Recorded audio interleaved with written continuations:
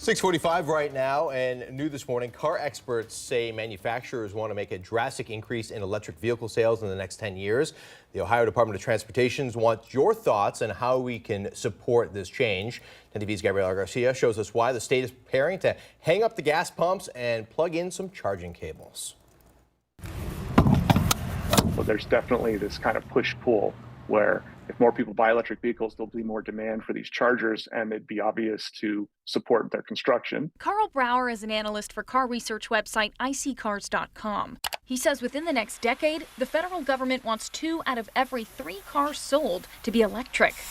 So that's 10 years for our infrastructure here in Ohio to catch up. When you think about how readily available traditional gas stations are and how easy they are to get to, that's a high standard to meet for electric vehicles. ODOT has a plan to meet that goal in half the time.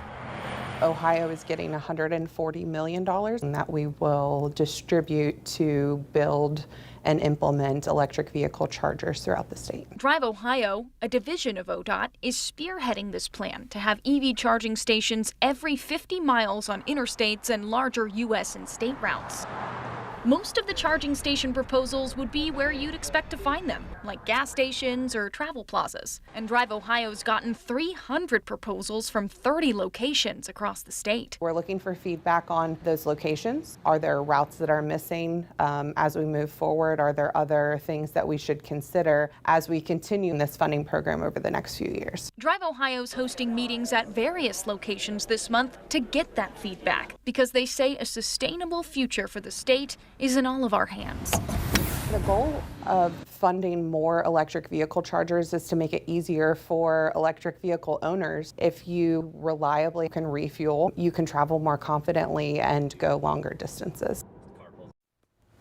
So Drive Ohio's Central Ohio Region meeting is today at the Mid-Ohio Regional Planning Commission, or MORPC, in downtown. Now, if you can't make it to that, you can call them or email them for feedback as well.